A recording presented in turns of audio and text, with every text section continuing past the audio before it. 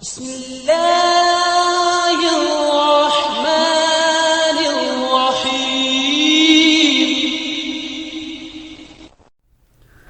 السلام علیکم اسٹوڈنٹس، کیسے ہیں آپ لوگ بیٹا؟ اللہ تعالیٰ سے دعا ہے کہ اللہ تعالیٰ سب کو صحت و عافیت سے رکھے۔ آج آپ کے ساتھ بیٹا جی لیکچر 5 ہے، آپ کے ساتھ 5واں لیکچر ہے، اور موضوع کی طرف جانے سے پہلے اعادہ کرواؤں گی کہ پچھلے لیکچر میں ہم نے کیا پڑھا، اس کے بعد ہم اپنے عنوان کی طرف جائیں گے۔ لیکن سب سے پہلے جو ہے وہ دعا کر لیتے ہیں۔ اعوذ باللہ من الشیطان الرجیم، بسم اللہ الرحمن الرحیم۔ اللہم صلی علی محمد وعلی آل محمد کما صلیت علی ابراہیم وعلی آل ابراہیم انک حمید مجید۔ اللہم بارک علی محمد وعلی آل محمد کما بارکت علی ابراہیم وعلی آل ابراہیم انک حمید مجید۔ سبحان اللہ وبحمدہ عدد خلقہ ورضا نفسہ وزنۃ عرشہ ومداد کلماتہ۔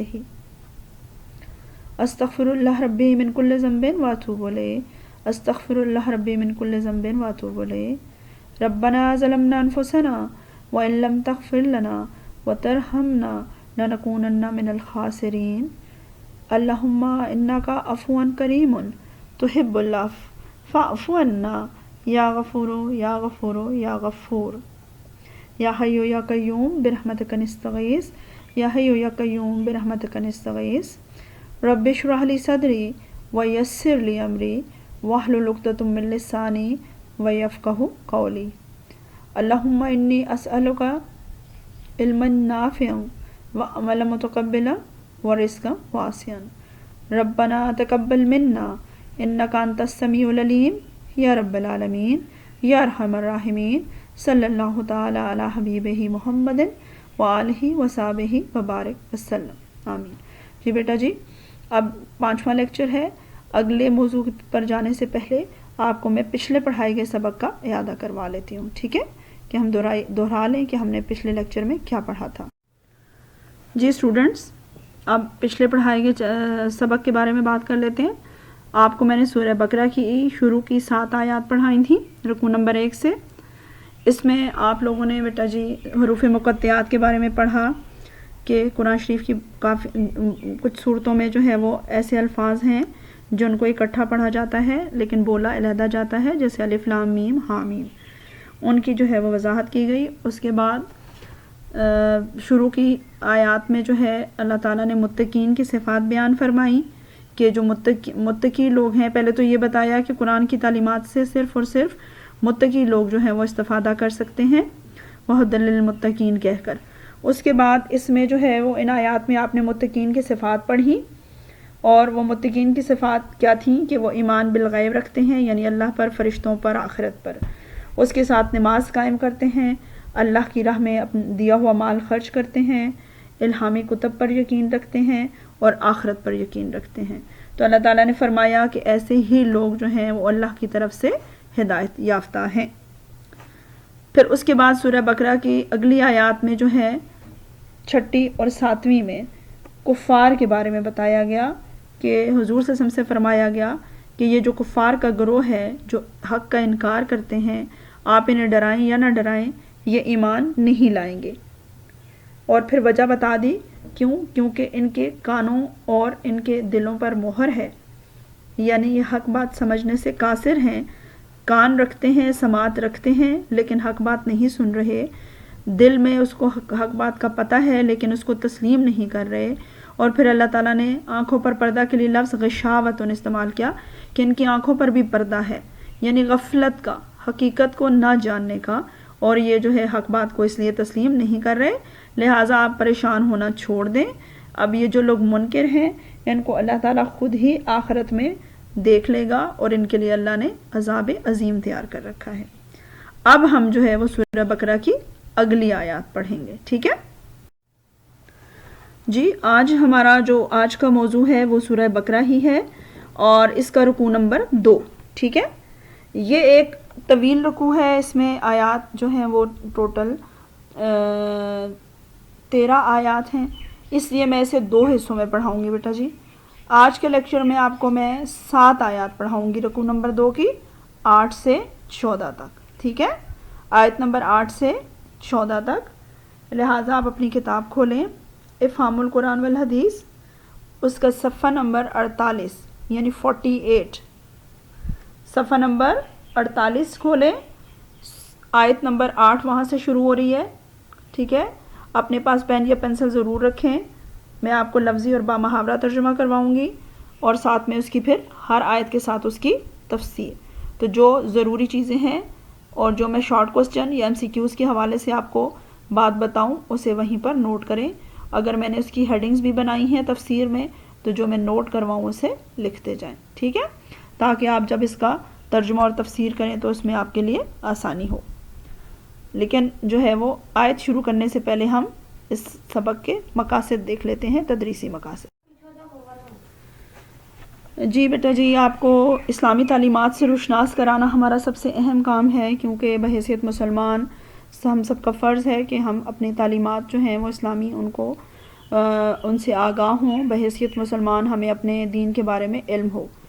تو جو آپ کے کورس میں سورہ بقرہ ڈالی گئی ہے وہ ایک ظاہر فضیلت کے اعتبار سے بہت اہمیت کی حامل ہے، اسی لیے جو ہے وہ اس کو آپ کو جو ہے لفظی اور بامحاورہ ترجمہ بھی کروایا جاتا ہے تاکہ آپ عربی زبان کو سیکھ کر اس کا ترجمہ کر سکیں، الفاظ قرآن شریف کے ان کو سمجھیں اور اس کا ترجمہ کریں تاکہ آپ کو یہ باتیں سمجھنے میں آسانی ہو، ٹھیک ہے.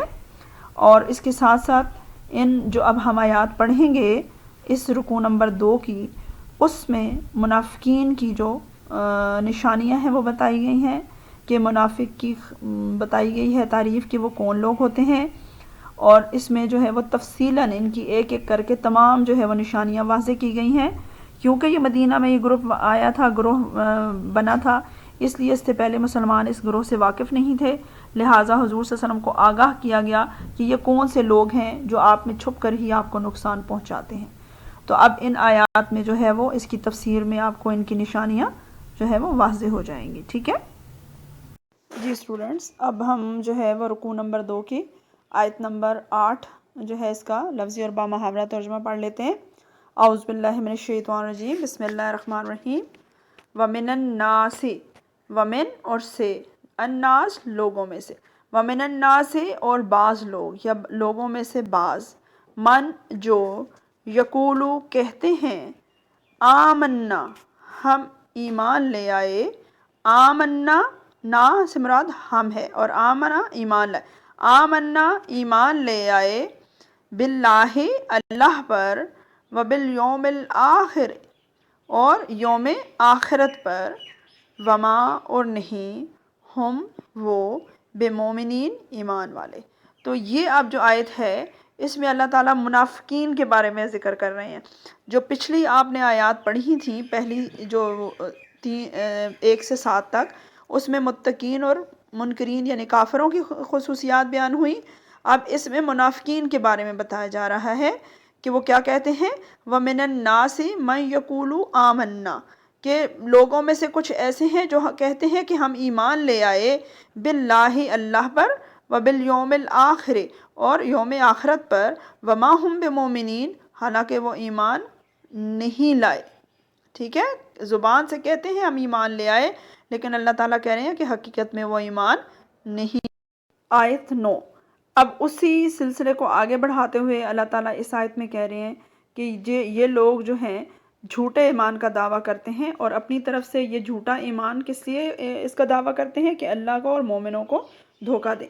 تو اس آیت میں اسی چیز کا ذکر ہے، یخادعون وہ دھوکہ دیتے ہیں، یخادعون خدا سے ہے دھوکہ دیتے ہیں، کس کو؟ اللہ کو، والذین اور ان لوگوں کو، آمنو جو ایمان لائے، وما اور نہیں، یخدعون وہ دھوکہ دیتے، الا مگر، انفسہم اپنے نفسوں کو، اپنے آپ کو. ٹھیک ہے نا، اللہ تعالیٰ فرما رہے ہیں کہ وہ دھوکہ نہیں دیتے مگر اپنے آپ کو، وما اور نہیں، یشعرون وہ شعور رکھتے. اب اس کا بامحاورہ ترجمہ دیکھتے ہیں. یخادعون اللہ والذین آمنوا، کہ وہ اللہ کو اور ان لوگوں کو جو ایمان لائے ان کو دھوکہ دیتے ہیں، یعنی جھوٹا ایمان کا دعویٰ کر کے مسلمانوں میں شامل ہو رہے ہیں اور کہتے ہیں کہ ہم اللہ اور اس کے بندوں کو دھوکہ دیتے ہیں. تو اللہ تعالیٰ فرما رہے ہیں وما یخدعون مگر وہ دھوکہ نہیں دے رہے ہیں، الا انفسہم وما یشعرون، مگر اپنے نفسوں کو، اور وہ اس بات کا شعور نہیں رکھتے، یعنی وہ صرف اپنے آپ کو دھوکہ دے رہے ہیں اور انہیں اس بات کا بھی شعور نہیں ہے۔ جی اسٹوڈنٹس، آپ نے آیت نمبر 8 اور 9 کا لفظی اور بامحاورہ ترجمہ سنا، پڑھا۔ اب اس میں جو ہے ان آیات میں تیسرے انسانی گروہ کا ذکر کیا گیا ہے۔ ظاہر ہے پچھلی آیات میں جو ہے وہ متقین اور کافروں کا ذکر تھا، اب اس میں تیسرا گروہ بیان ہوا ہے جنہیں قرآنی اصطلاح میں منافقین کہا جاتا ہے، ٹھیک ہے؟ تو پہلے ہم منافق کا مفہوم دیکھ لیتے ہیں کہ منافق کون ہوتے ہیں۔ منافق کا مفہوم کیا ہے جی؟ منافق وہ ہے جو زبانی دعوی اسلام اور ایمان کا کرے، یعنی وہ زبانی دعویٰ کرتا ہے کہ وہ اسلام کو قبول کر لیا اور وہ ایمان لے آیا، لیکن دل میں کفر سمایا ہو، اس کے ظاہر اور باطن میں فرق ہو، یعنی قول و فعل میں تضاد ہو، ٹھیک ہے؟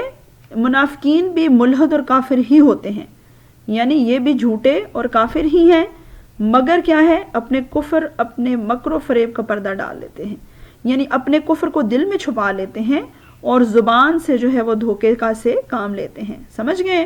اور یہ زیادہ خطرناک ہیں، ٹھیک ہے نا؟ یہ گھر کے بھیدی اور کفار سے بھی زیادہ خطرناک ثابت ہوتے ہیں، اس لیے قرآن کریم نے ان کی شدید مذمت کی ہے اور ان کا ذکر بھی زیادہ تفصیل سے کیا ہے تاکہ معاشرہ میں ان کی شناخت ہو سکے اور اہل اسلام ان کے شر سے محفوظ رہ سکے، کیونکہ یہ گروہ مدینہ شریف میں آ کر وجود میں آیا، یعنی وہ لوگ جنہوں نے زبانی اسلام قبول کر لیا لیکن دل میں کفر کو چھپایا، ان کا مقصد مسلمانوں میں شامل ہو کر فتنہ اور فساد برپا کرنا تھا۔ اب منافق کی یہاں جو ہے وہ دو قسمیں بیان ہوئی ہیں، ایک حقیقی یا اعتقادی منافق، یہ وہ منافق ہے جس میں ایمان سرے سے ہوتا ہی نہیں ہے، اور ان آیات میں انہی منافقین کا ذکر ہے، ٹھیک ہے؟ اعتقادی یعنی جن کا عقیدہ غلط ہے، یعنی وہ اللہ کو نہیں مانتے، وہ صرف اور صرف دھوکہ دہی کے لیے انہوں نے اسلام قبول کیا ہے تاکہ مسلمانوں کے ساتھ شامل ہو کر ان کے حالات کو جان کر ان کو نقصان پہنچائیں۔ تو ایسے لوگوں کے لیے اللہ تعالیٰ نے فرمایا کہ بے شک منافق دوزخ کے سب سے نچلے درجہ میں ہوں گے اور تو ہرگز ان کا کوئی مددگار نہ پائے گا، یعنی یہ وہ منافق ہیں جو حقیقی منافق ہیں، ٹھیک ہے؟ اور ان آیات میں جو ابھی آپ کو نے جو پڑھی ہیں وہ انہی منافقین کے بارے میں بتایا گیا۔ دوسرے ہیں مجازی یا عملی منافق، یہ تذبذب کا شکار ہوتا ہے یہ منافق، اس میں ایمان کے تقاضے پورے کرنے کی ہمت نہیں ہوتی، یعنی یہ دل سے ایمان تو لایا ہوتا ہے یہ شخص جو مجازی یا عملی منافق، اور ہمارے معاشرے میں ہم بہت بے شمار ایسے لوگ ہیں جن کے قول اور فعل میں تضاد ہے، لیکن اس کا یہ مطلب نہیں ہے کہ یہ دل سے جھوٹے ہیں، یہ لوگ دل سے ایمان لاتے ہیں۔ عملی منافق اسی لیے کہا کہ ان میں جو ہے ایمان کے تقاضے پورے کرنے کی ہمت نہیں ہوتی اور گناہوں کے ارتکاب کرتے رہتے ہیں، یعنی دلیری سے کرتے رہتے ہیں، انہیں معلوم ہے جھوٹ بولنا گناہ ہے، جھوٹ بولتے ہیں، انہیں معلوم ہے دھوکہ دینا گناہ ہے، دھوکہ دیتے ہیں، یعنی ہے مسلمان، دل سے اللہ پر آخرت پر ایمان رکھتے ہیں لیکن عمل سے جو ہے وہ اسلام پر بھرپور عمل نہیں کر سکتے، تو یہ لوگ مجازی یا عملی منافق کہلاتے ہیں، ٹھیک ہے؟ اب اسی تفسیر کو میں آگے جاری رکھوں گی کیونکہ ابھی تو صرف ان کا جو ہے وہ میں نے آپ کو تعارف بتایا کہ منافق کون ہیں اور کتنی اقسام ہوتی ہیں۔ اب ان 8 اور 9 آیات میں جو منافقین کی نشانیاں بتائی ہیں وہ آپ کو میں آگے بتاتی ہوں، ٹھیک ہے؟ ابھی ان کا تعارف بتایا کہ منافق وہ ہے جس کے ظاہر اور باطن میں فرق ہو، پھر آگے 2 اقسام ہیں، ایک حقیقی منافق ہیں جو دل سے ایمان نہیں لائے، اور عملی منافق جو ہے وہ مسلمانوں میں بے شمار پائے جاتے ہیں کیونکہ ان کے عمل میں جو ہے وہ ابھی تضاد ہے، تو جب تک وہ ان بری عادتوں کو چھوڑ نہیں دیتے تو وہ عملی منافق کہلاتے ہیں۔ آگے جو منافقین کی نشانیاں بیان کی ہیں وہ اعتقادی منافقین کی ہیں، وہ اب ہم پڑھ لیتے ہیں۔ جی، اس آیت نمبر 8 میں جو ہے یہیں سے یہ بات شروع ہوئی ہے کہ وہ کہتے ہیں کہ ہم ایمان لائے، حالانکہ اور جو وقالوا آمنا باللہ والیوم الآخر، لیکن وہ حقیقت میں ایمان نہیں لائے۔ تو سب سے پہلے ان کی جو نشانی بتائی گئی ہے جو اعتقادی منافقین کی، وہ ہے جھوٹا دعوی ایمان، کہ مسلمانوں کو کہتے ہیں کہ ہم بھی اللہ پر اور روز آخرت پر یقین رکھتے ہیں، حالانکہ ان کے دل ایمان سے خالی ہیں۔ اصل تو اسلام اخلاص پر مبنی ہے نا بیٹا جی، جب آپ کا دل میں ایمان نہیں ہے تو ظاہری اعمال تو بیکار ہو جاتے ہیں۔ تو یہاں ان منافقین کی سب سے بڑی نشانی یہی ہے کہ یہ دل سے ایمان نہیں لائے۔ اللہ کے نزدیک مسلمان و مومن وہی ہے جو زبانی اقرار کے ساتھ ساتھ دل سے بھی تصدیق کرے اور عمل سے بھی اس کی شہادت دے، یعنی دل میں ایمان کا ہونا از حد ضروری ہے۔ اگر دل تصدیق نہ کرے وہ مومن نہیں ہو سکتا، خواہ وہ ایمان کا کتنا ہی بلند و باغ دعویٰ کیوں نہ کرے، ٹھیک ہے۔ اسی لیے قرآن حکیم نے منافقین کی زبانی دعوی ایمان کی کلئی کھول دی ہے کہ وہ ہرگز مومن نہیں ہیں، کیونکہ ان کے قلوب ایمان کی دولت سے خالی ہیں۔ ان کے دل میں نہ خوف خدا ہے اور نہ ہی آخرت میں جواب دہی کا احساس ہے۔ اسی لیے مسلمانوں کو آگاہ کیا گیا ہے کہ منافقین کے مکر و فریب سے بچیں اور چوکنا رہیں، یعنی یہاں ان کی یہ جو ہے بیماری بتا دی کہ یہ جھوٹے لوگ ہیں، ایمان کے دعوے میں سچے نہیں ہیں اور یہ اس میں مسلمانوں کو دھوکہ دے رہے ہیں۔ تو اسی لیے دوسری جو بات اللہ تعالیٰ نے کہا نا یخادعون اللہ، کہ وہ سمجھتے ہیں کہ ہم یہ اسلام کا لبادہ اوڑھ کر اللہ کو اور مسلمانوں کو دھوکہ دے رہے ہیں، ٹھیک ہے۔ دوسری ان کی خوبی بیان جو نشانی بتائی کہ اس منافقانہ روش سے وہ خوش ہوتے ہیں کہ ہم اللہ تعالیٰ اور مومنوں کو دھوکہ دے رہے ہیں، یعنی وہ سمجھتے ہیں کہ اللہ کو معلوم نہیں ہے کہ ہم جو ہیں وہ دھوکے باز ہیں۔ تو اللہ تعالیٰ نے فرمایا کہ اللہ تعالیٰ خوب جانتا ہے یہ روش ان کے لیے مفید ثابت نہیں ہو رہی، وہ دراصل اپنے آپ کو دھوکے میں مبتلا رکھے ہوئے ہیں، ان کی یہ چالاکی ان کی کسی کام نہیں آئے گی، ٹھیک ہے، اور دنیا اور آخرت دونوں میں ان کو اس کا نقصان اٹھانا پڑے گا۔ دنیا میں ذلت اور منافقت کی پردہ داری دچار ہونے سے، یعنی جب لوگوں پر وہ ظاہر ہو جائیں گے تو وہ ذلیل و رسوا ہو جائیں گے، ان کا اعتماد جو ہے وہ لوگوں پر سے اٹھ جائے گا۔ اور آخرت میں کیا ہوگا؟ آخرت میں اس کا نتیجہ آپ نے پڑھا کہ المناک اور دردناک عذاب ہے کہ وہ جہنم کے نچلے درجے میں ڈالے جائیں گے، ٹھیک ہے۔ تو اس کے ساتھ ساتھ انہیں یہ بتایا گیا کہ انہیں یہ بات کیوں سمجھ نہیں آتی کہ اللہ تعالیٰ کو کوئی دھوکہ نہیں دے سکتا، کیونکہ وہ علیم و خبیر ہے۔ وہ یہ نہیں سمجھتے کہ اللہ تعالیٰ تو دلوں کی بھید جانتا ہے، وہ اللہ تعالیٰ کو اتنا وہ سمجھتے ہیں کہ اس کو وہ دھوکہ دے سکتے ہیں۔ تو نہ وہ اللہ کو دھوکہ دے سکتے ہیں اور نہ مومنین کو، کیونکہ اللہ تعالیٰ کی مدد ان کے ساتھ ہے، اور حقیقت میں وہ کس کو دھوکہ دے رہے ہیں؟ اپنی ہی ذات کو دھوکہ دے رہے ہیں کہ وہ دنیا اور آخرت میں ذلیل و رسوا ہوں گے۔ آیت نمبر 10 ہے رکوع نمبر 2 کی۔ اب اس میں اللہ تعالیٰ مزید منافقین کے بارے میں ان کی جو ہے وہ نشانیاں بتا رہے ہیں، ان کے حالات بتا رہے ہیں۔ فی قلوبہم، فی میں قلوب دل، ہم ان کے، فی قلوبہم ان کے دلوں میں، مرضن بیماری ہے۔ اللہ تعالیٰ کیا فرما رہے ہیں؟ فی قلوبہم مرضن ان کے دلوں میں بیماری ہے۔ فزادہم اللہ، فزادہ تو زیادہ کر دی، بڑھا دی، ہم ان کی، اللہ نے، مرضن بیماری، تو اللہ نے ان کی بیماری بڑھا دی۔ وَلَهُمْ اور ان کے لیے، عذاب علیم، المناک، دردناک عذاب ہے۔ کیوں؟ بما اس وجہ سے، کانو تھے، یکذبون وہ جھوٹ بولتے، یعنی وہ جو جھوٹ بولتے ہیں اس کے بدلے عذاب ہے۔ تو یہاں پر منافقین کی اگلی جو ہے وہ اللہ تعالیٰ نے ان کے مرض کے حوالے سے بتایا کہ فی قلوبہم مرض ان کے دلوں میں بیماری ہے، یعنی اسلام کے خلاف حسد کی۔ فزادہم اللہ مرضا اور اللہ تعالیٰ نے ان کی اس بیماری کو اور بڑھا دیا ہے۔ وَلَهُمْ عَذَابٌ علیم اور ان کے لیے دردناک عذاب ہے۔ بما کانوا یکذبون اس وجہ سے جو کہ وہ جھوٹ بولتے تھے، ٹھیک ہے۔ اس وجہ سے اللہ تعالیٰ نے کہا کہ اللہ تعالیٰ ان کو آخرت میں بھی اس کا دردناک عذاب دے گا، اور دنیا میں بھی ان کے حسد کو اللہ نے اور بڑھا دیا، اور وہ تکلیف۔ آیت نمبر 10 کی اب تفسیر دیکھیں کہ فی قلوبہم مرض، اللہ تعالیٰ نے فرمایا کہ ان کے دلوں میں بیماری ہے۔ اب دلوں کی بیماری سے کیا مراد ہے؟ کہ منافقین کے دلوں میں بیماری ہے، یعنی ان کے قلوب میں نفاق کا مرض ہے۔ بس اللہ تعالیٰ، نفاق کا مطلب پھوٹ ڈالنے کا، حسد کا، بغض کا، مسلمانوں سے دشمنی کا مرض ہے جسے وہ چھپا کر بیٹھے ہوئے ہیں۔ بس اللہ تعالیٰ نے ان کے نفاق کی بیماری میں اضافہ کر دیا ہے۔ وہ کیسے کہ جو ہے وہ اسلام، اس کا مطلب کیا ہے کہ جب منافقین جو ہیں وہ مخالفت کرتے ہیں اور ان کی مخالفت میں ان کو کامیابی اور منافقت میں ان کو کامیابی نہیں ملتی تو ان کو اس سے تکلیف پہنچتی ہے، سمجھ گئے، اور ان کی جلن اور بڑھ جاتی ہے۔ تو اللہ تعالیٰ نے فرمایا کہ میں نے ان کے مرض میں اضافہ کر دیا ہے۔ جو دوسری ہیڈنگ ہے نا بیماری کا، تو بتا دیا کہ اسلام کے خلاف حسد اور دشمنی کی بیماری ہے، مرض۔ اگر آ جائے کہ ان کے دلوں میں کون سی بیماری ہے تو وہ نفاق کا مرض ہے، شک و شبہ کا، اسلام کے خلاف حسد اور دشمنی کا۔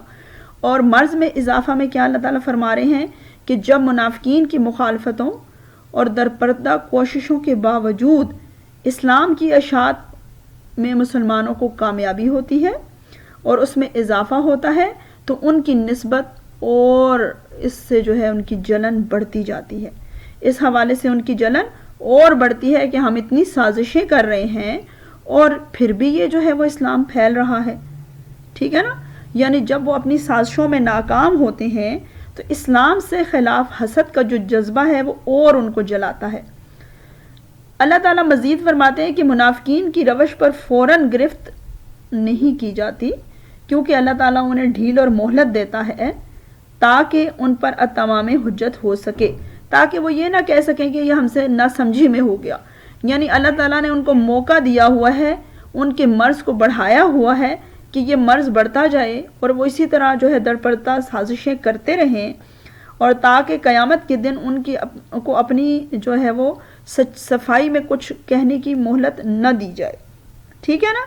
اور وہ یہ سمجھتے ہیں کہ یہ جو مہلت انہیں ملی ہوئی ہے شاید یہ ان کی کامیابی ہے، اور وہ مسلمانوں کے خلاف دشمنی میں اور حسد میں آگے بڑھتے چلے جا رہے ہیں۔ تو اللہ تعالیٰ یہی کہہ رہے ہیں کہ میں ان کے اس حسد اور غصے کو بڑھاتا چلا جاتا ہوں، ان کو اور موقع دیتا ہوں کہ وہ اور اس طرح سے کریں اور اپنے دلوں میں مرض کو بڑھاتے چلے جائیں۔ اور آخرت میں پھر اللہ تیسرا حصہ کیا بتایا کہ آخر میں کیا ہوگا ان کا انجام، عذاب علیم، کہ آخر کار اس منافقانہ دعویٰ پر وہ عذاب عظیم سے دوچار ہوں گے۔ مسلمانوں کو اللہ تعالیٰ نے اہل تقویٰ کو جنت کی خوشخبری سنائی، کافروں کو دوزخ کی اور ان کو دردناک عذاب کی، ٹھیک ہے نا، کیونکہ یہ کافر تو تھے ہی لیکن کافر ہونے کے علاوہ یہ دھوکہ بھی دیتے رہے، اس لیے اللہ تعالیٰ نے کہا کہ میں انہیں دردناک عذاب دوں گا۔ کہ کافر تو سامنے دشمن ہے، یہ چھپے دشمن تھے اور مسلمانوں کو دھوکہ دینے کی کوشش کرتے تھے، اس لیے اللہ نے ان کے لیے عذاب کے لیے لفظ عذاب علیم یعنی دردناک عذاب جو ہے وہ ان کو ملے گا آخرت میں سزا کے طور پر۔ اب آیت نمبر 11، اس میں اللہ تعالیٰ منافقین کے بارے میں کہہ رہے ہیں کہ ان سے کہ وَإِذَا، اور جب قیلا کہا جاتا ہے لہم انہیں یعنی ان منافقین کو لا تفسدو نہ تم فساد کرو فی الارض زمین میں، قالو تو وہ کہتے ہیں انما بے شک نحنو ہم مصلحون اصلاح کرنے والے ہیں۔ تو یہاں اللہ تعالیٰ ان کے بارے میں مزید بتا رہے ہیں منافقین کے بارے میں کہ وہ جو درپردہ فساد پیدا کرتے ہیں، پھوٹ ڈلواتے ہیں، اس کے بارے میں جب انہیں منع کیا جاتا ہے اور کہا جاتا ہے وَإِذَا قِيلَ لَهُمْ، اور جب ان سے کہا جاتا ہے لا تفسدوا فی الارض کہ تم زمین میں فساد نہ کرو، قالو تو وہ کیا کہتے ہیں انما نحن مصلحون ہم تو اصلاح کرنے والے ہیں، یعنی ہم کب جو ہے وہ پھوٹ ڈلوا رہے ہیں، حقیقت میں وہ اپنے اس عیب کو جو ہے وہ چھپانا چاہتے ہیں اور اس کا اقرار بھی نہیں کرتے کہ وہ مسلمانوں کو دھوکہ دے رہے ہیں اور ان میں پھوٹ ڈلوا رہے ہیں۔ جی آیت نمبر 12 میں اللہ تعالیٰ اب ان کے فساد کرنے کے بارے میں جو کہتے ہیں کہ ہم اصلاح کر رہے ہیں اس کا جواب دیتے ہوئے فرما رہے ہیں الا خبردار، انہم بے شک وہ، ہم وہی، المفسدون فساد کرنے والے ہیں، ولیکن لا یشعرون لیکن لا نہیں یشعرون وہ شعور رکھتے۔ تو یہاں بتایا کہ جب وہ کہتے ہیں کہ ہم اصلاح کر رہے ہیں تو جواباً اللہ تعالیٰ نے فرمایا الا انہم ہم المفسدون، خبردار جان لو کہ وہی فساد کرنے والے ہیں، ولیکن لا یشعرون لیکن وہ اس کا شعور نہیں رکھتے۔ اب آیت 11 اور 12 آپ نے سنی، اس کی تفسیر میں جو ہے سب سے جو ان کی اب ایک اور نشانی بتائی گئی کہ منافق اور کیا اہم کام کرتے ہیں جس سے وہ پہچانے جاتے ہیں، تو وہ فساد فی الارض کرتے ہیں، یعنی زمین میں فساد برپا کرتے ہیں، لوگوں کے درمیان پھوٹ ڈلواتے ہیں، مسلمانوں کو حضور صلی اللہ علیہ وسلم کے خلاف اکساتے ہیں۔ تو یہ ان کی فساد فی الارض کہ جب ان سے کہا جاتا ہے کہ زمین میں فساد برپا نہ کرو تو وہ کیا کہتے ہیں کہ ہم تو اصلاح کرنے والے ہیں۔ تو اللہ تعالیٰ نے فرمایا کہ حقیقت میں وہی فساد کرتے ہیں اور وہ یہ سمجھتے نہیں ہیں۔ اب ان کی اس آیت میں جو ہے اس کی وضاحت میں تفسیر میں جو ہے ان کی کچھ وجوہات بیان ہوئی ہیں کہ وہ فساد کیوں کرتے ہیں ادھر دنیا میں۔ تو سب سے پہلا اس کی وجہ یہ بتائی کہ ان کا دنیاوی مفاد ہے، یعنی ہر وقت وہ یہ چاہتے ہیں کہ ہم ہی جو ہے وہ اقتدار میں رہیں، اسلام نہ پھلے پھولے، اور وہ اپنی نفسانی خواہشات میں اس قدر آگے بڑھ جاتے ہیں کہ دنیاوی مفاد کو مد نظر رکھتے ہوئے دنیا میں فساد پھیلانا شروع کر دیتے ہیں۔ دوسری وجہ فساد فی الارض کی کیا ہے کہ شریعت پر عمل سے گریز کرتے ہیں، یعنی مسلمانوں کے درمیان پرانے تعصبات کو ہوا دیتے رہتے تاکہ ان کے اتحاد کو پارا پارا کر دیں۔ ان کا مقصد دین حق پر چلنا نہیں تھا، شریعت پر عمل پیرا ہونا نہیں تھا، بلکہ ان کا مقصد جو ایک وہ اہل کتاب کی مسلمانوں سے دشمنی ہے اس کو ہوا دینا، آپس کی گروہی تعصبات کو ہوا دینا، مسلمانوں کو آپس میں لڑانا تھا، کہیں بھی شریعت کو وہ کچھ سمجھتے نہیں تھے۔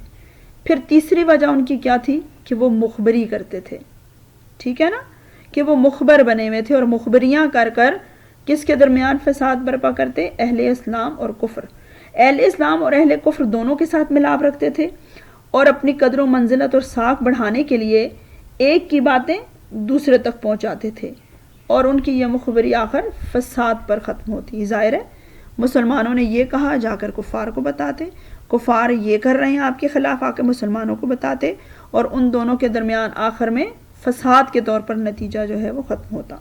تو یہ مخبری کر کے بھی فساد برپا کرتے تھے۔ پھر جو یہ کہنے لگے کہ انما نحن مصلحون، کہ ہم تو اصلاح کرنے والے ہیں، تو کہا گیا کہ بظاہر اصلاح کرتے ہیں لیکن اندر ان کا مقصد باطن فساد کا ہوتا ہے۔ یعنی کفار اسلام اور اہل اسلام پر جو اعتراضات، ٹھیک ہے نا، کفار اسلام اور اہل اسلام پر کیا اعتراضات کرتے تھے کہ منافق جو ہیں یہ اس کو عام مسلمانوں کے سامنے بیان کرتے، یعنی جو بھی بات ہوتی اس کو عام مسلمانوں کے سامنے اس طریقے سے لگا کر اس میں باتیں شامل کر کے بیان کرتے کہ ضعیف الایمان لوگ اسلام سے پھر جائیں، یعنی جن کا کمزور ایمان ہے ان کو اسلام سے منحرف کر دیں۔ ان کا مقصد کیا ہوتا تھا کہ اسلام کے بارے میں بھی ایسی دو رائے قائم کر دینا کہ لوگ جو ہیں اس میں پھنس جائیں اور حقیقت کو نہ سمجھ سکیں اور اسلام سے منحرف ہو جائیں، ٹھیک ہے۔ اور بڑی ڈھٹائی سے جو ہے یہ سازشیں کرتے، اور جب انہیں کہا جاتا کہ مت پھوٹ ڈلواؤ تو بڑے آرام سے کہہ دیتے ہم تو سمجھوتا کرا رہے ہیں مومنوں اور کافروں کا تاکہ آپس میں مل جل کر رہیں، اور حالانکہ سب سے بڑے فساد پیدا کرنے والے یہی تھے، اور یہ شرپسندی ان کی عادت بن چکی تھی، ٹھیک ہے نا۔ اور اللہ تعالیٰ نے یہ کہا کہ ان کا یہ سارا کام کیا تھا؟ فساد فی الارض کے مترادف تھا کہ کفار اور مسلمانوں کو لڑانے کے لیے مخبریاں کرنا، جو نئے مسلمان ہوتے تھے ان کے درمیان ضعیف الاعتقادی پیدا کرنا، یعنی ان کے عقیدے کے حوالے سے کوئی غلط بات کر دینا، یہ سارے کام جو ہیں انہوں نے کیے ہوئے تھے فساد فی الارض کے حوالے سے، یعنی فتنہ اور فساد برپا کر رہے تھے۔ آیت نمبر 13۔ اب ان منافقین کے بارے میں کہا گیا کہ جب اللہ تعالیٰ ان سے فرماتے ہیں کہ وَإِذَا، اور جب قیلا کہا جاتا ہے لہم انہیں آمنو ایمان لے آؤ، کما جیسا کہ آمنا ایمان لائے، الناسو ایمان والے لوگ، ٹھیک ہے، دوسرے لوگ، قالو تو وہ کہتے ہیں، انؤمنو، الف جب آیا ہے یہاں پر تو اس کا مطلب کیا؟ کیا نؤمنو ہم ایمان لائیں، کما جیسا کہ آمنا ایمان لے آئے، السفہاء بے وقوف، یہ سفہاء کا لفظ بہت بیٹا جی امپورٹنٹ ہے، اس کو یاد رکھیے گا، سفہاء بے وقوف کو کہتے ہیں عربی میں۔ تو انہوں نے کہا کہ کیا ہم ایمان لے آئیں جیسے ایمان لائے السفہاء بے وقوف، پھر اللہ تعالیٰ فرما رہے ہیں الا خبردار، انہم بے شک وہ، ہم السفہاء وہی بے وقوف ہیں، ولیکن اور لیکن، لا یعلمون وہ نہیں علم رکھتے، وہ یا نہیں سمجھتے۔ اب بامحاورہ ترجمہ اس میں یہ کیا گیا کرتی ہوں کہ وَإِذَا قِيلَ لَهُمْ آمِنُوا، اور جب ان سے کہا جاتا ہے کہ ایمان لے آؤ، کما آمن الناس جیسے دوسرے لوگ ایمان لائے، قالوا انؤمن کما آمن السفہاء تو کہتے ہیں کیا ہم ایمان لے آئیں جیسا کہ وہ بے وقوف ایمان لائے۔ الا انہم ہم السفہاء کہ اللہ تعالیٰ فرما رہے ہیں بے شک جان لو کہ وہی لوگ بے وقوف ہیں، ولیکن لا یعلمون لیکن وہ اس بات کو سمجھتے نہیں ہیں، جانتے نہیں ہیں۔ آیت نمبر 13، اس کی آپ نے ترجمہ لفظی اور بامحاورہ جو ہے وہ دیکھا اور سنا۔ اب اس کی تفسیر دیکھ لیتے ہیں کہ اس میں انہوں نے کیا کہا، کہ جب ان سے کہا جاتا ہے کہ ایمان لے آؤ تو یہ کیا کہتے ہیں۔ یعنی یہاں منافقین جو ہیں وہ احمق کی کس کو قرار دے رہے ہیں کہ منافقین سے جب کہا جاتا کہ تم صدقے دل سے ایمان کیوں نہیں لاتے جس طرح دوسرے اہل اسلام لائے ہیں، تو وہ جواب دیتے کہ اخلاص کے ساتھ ایمان لانے والے تو نرے احمق ہیں۔ یعنی وہ مسلمانوں کو احمق قرار دیتے کہ جنہوں نے دنیاوی مفاد کو مد نظر نہیں رکھا، لوگوں کی مخالفت خواہ مخواہ مول لے لی اور ابتلاء و آزمائش میں پڑ گئے ہیں۔ یعنی کہ اسلام نیا دین قبول کر لیا ہے اور لوگ ان سے ناراض ہیں کہ آباء و اجداد کا دین چھوڑ دیا، اس کے ساتھ ساتھ انہیں نقصان بھی ہو رہا ہے، دنیاوی فائدہ بھی نہیں ہو رہا، اور یہ تھوڑے سے لوگ ہیں انہوں نے بے وقوفی کی ہے، وہ مسلمانوں کو خلوص نیت سے ایمان لانے پر یہ منافق ان کو احمق قرار دیتے، ٹھیک ہے، اور خود کہتے ہیں کہ ہم بہت دانش مند ہیں کہ ہمیں دنیاوی فائدے کا پتہ ہے، اس لیے ہم جو ہے وہ ظاہراً اسلام اور اندر کفر رکھے ہوئے تاکہ دونوں سے فائدہ اٹھائیں۔ تو اللہ تعالیٰ نے پھر اصل احمق کا بتایا کہ اصل میں تو احمق وہ خود ہیں، یعنی یہ منافق ہیں جنہوں نے چند روزہ دنیاوی زندگی کو ہی سب کچھ سمجھ لیا ہے۔ وہ سمجھتے ہیں کہ بس ہم نے سب کچھ دنیا سے ہی حاصل کرنا ہے، جو کہ عارضی ہے۔ کفار سے ڈرتے ہیں اور اللہ تعالیٰ کو انہیں کوئی خوف نہیں، ٹھیک ہے نا۔ آخرت کی حقیقی زندگی سے نہیں ڈر رہے جس میں ہمیشہ ہمیشہ انہوں نے رہنا ہے، جہاں انہیں دردناک عذاب سہنا پڑے گا، جہاں انہیں اللہ کے عذاب کا خوف ختم کیا ہوا ہے۔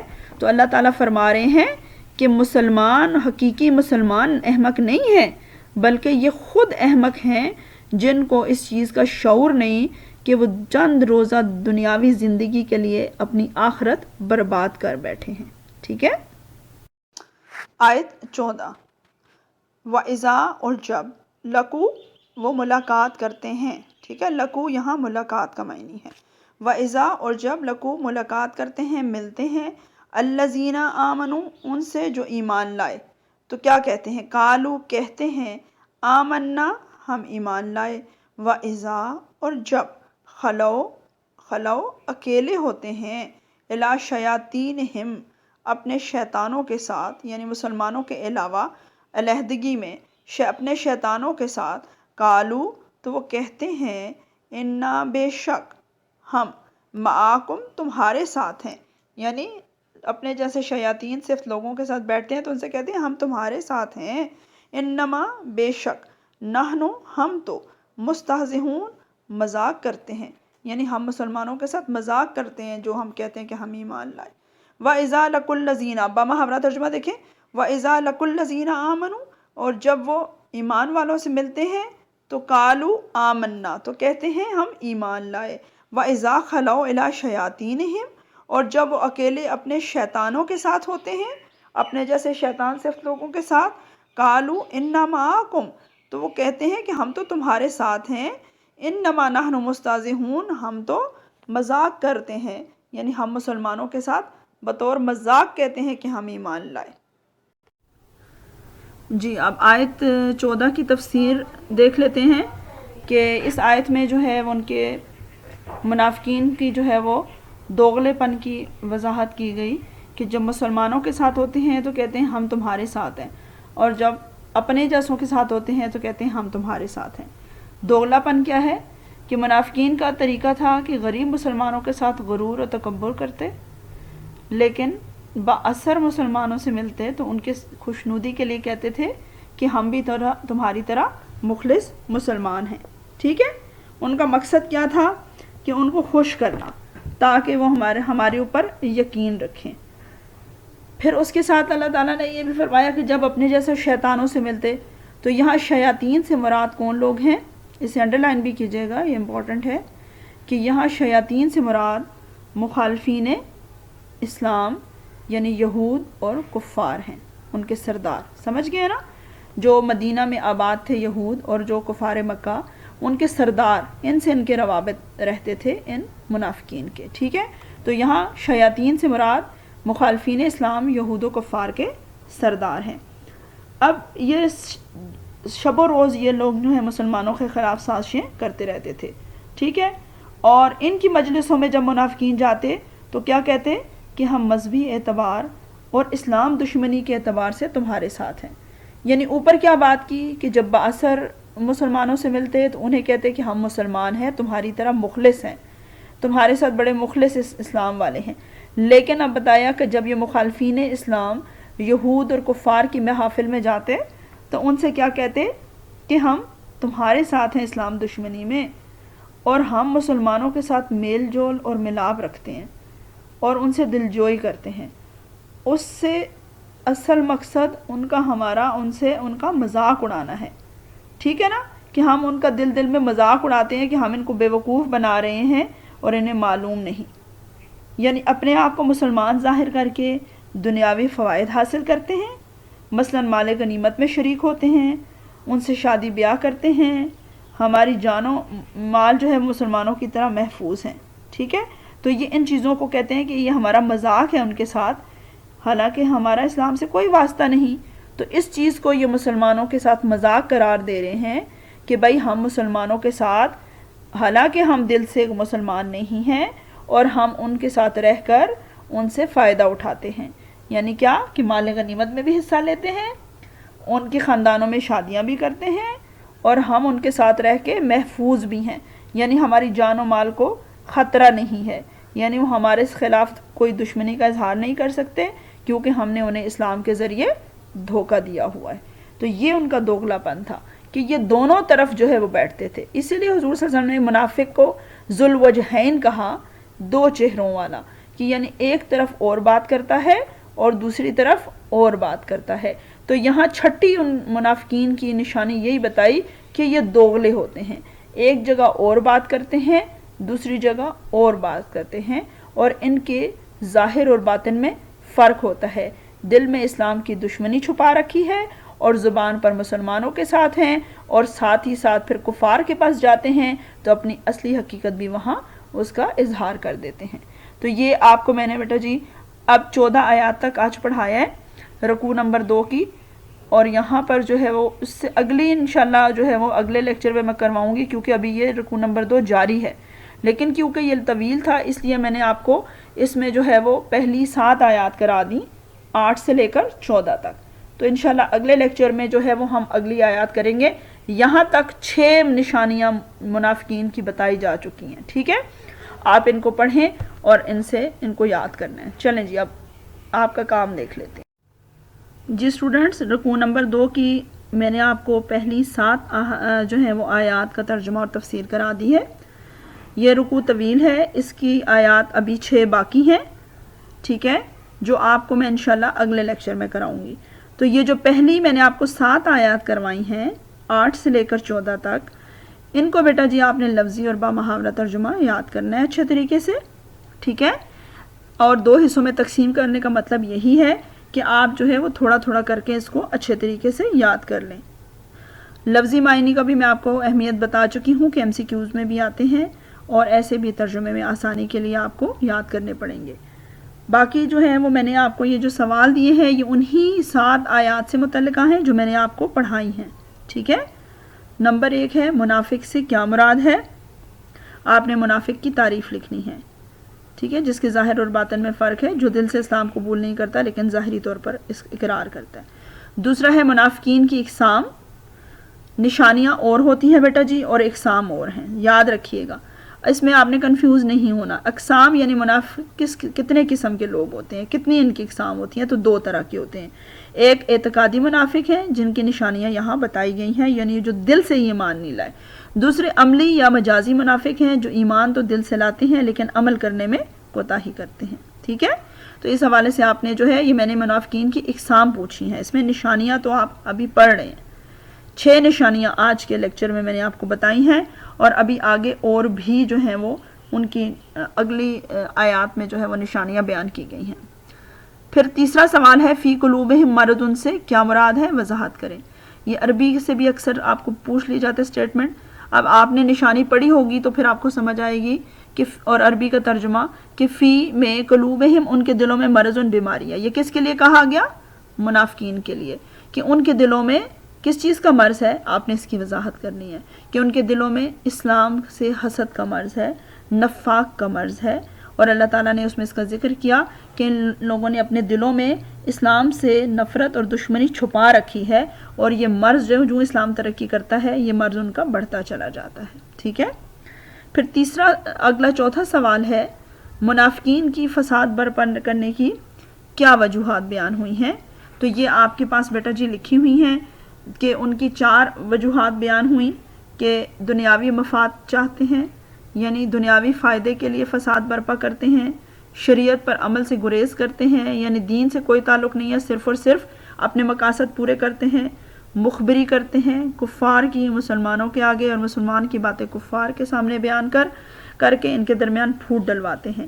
اور چوتھا کیا ہے کہ بظاہر لگتا ہے کہ یہ بڑے حامی ہیں مسلمانوں کے, لیکن یہ اصلاح نہیں, یہ فساد کے لیے کر رہے ہوتے ہیں. کہتے ہیں کہ ہم آپ دونوں کے درمیان صلح کرانا چاہتے ہیں, اس لیے ہم کفار کے پاس جاتے ہیں, لیکن حقیقت میں یہ صلح نہیں کرا رہے ہوتے, یہ صلح کے نام پر فساد کرتے ہیں کہ ایک دوسرے کی مخبریاں ان کی کر کے ان کے درمیان میں پھوٹ ڈلوائیں اور آپس میں یہ جھگڑا کریں اور ہم ان کا تماشا دیکھیں. تو یہ بیٹا جی ساری جو ہیں وہ اپنے 4 سوال ہیں. اپنی کاپی پہ آپ نے آیات لکھنی ہے, ان کا آپ نے عنوان لکھنا ہے سورہ بقرہ آیات 8 سے 14, اور پھر یہ مختصر جوابات کرنے ہیں تاکہ جب آپ آیات یاد کریں تو آپ کو ان کے یہ سوالوں کے جواب بھی مل جائے. ٹھیک ہے, کام بیٹا جی اپنی نیٹ کاپی پہ کیجئے گا اور ساتھ ساتھ کریں تاکہ آپ کے لیے آسانیاں ہوں, آپ کو کام کرنے میں اور یاد کرنے میں کوئی دقت محسوس نہ ہو. اپنا بہت خیال رکھیے گا. انشاءاللہ اگلے لیکچر میں آپ کو یہ رکوع نمبر 2 پورا کرواؤں گی. تب تک کے لیے اس کو یاد کریں تاکہ اگلا کام آپ کے لیے آسان ہو جائے. اپنا خیال رکھیں, اللہ تعالیٰ سب کو صحت و عافیت کے ساتھ رکھے. انشاءاللہ پھر ملاقات ہوگی. اللہ حافظ.